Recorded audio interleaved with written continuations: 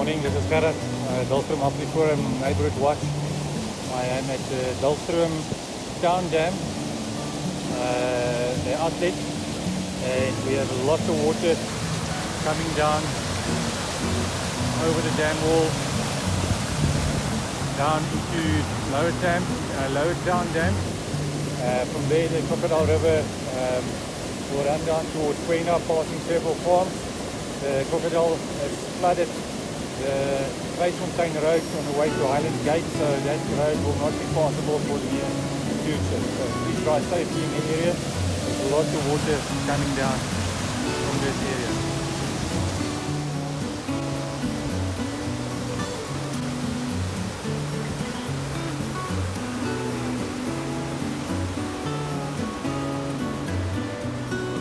It's now 7:30 Monday, January. I'm doing an Forum Neighbourhood Watch Safety Patrol, checking on the water. This is the Crocodile River as it comes out of Oak Lane, the Lower Town Dam, and then the Anglo Dam. And this water is going down into the Crocodile River towards Quena.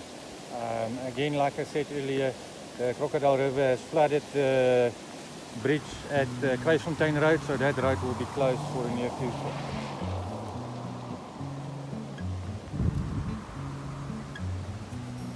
Crossing the road as the water goes down into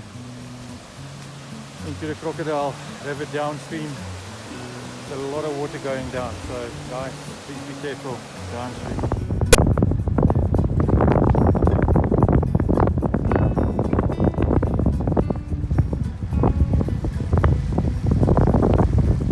Kreisfontein Road, the Crocodile River flowing over.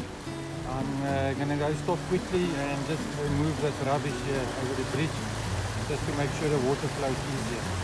This stage doesn't feel like there's damage to the road, but people need to drive safely. It's Tuesday, 2nd of February.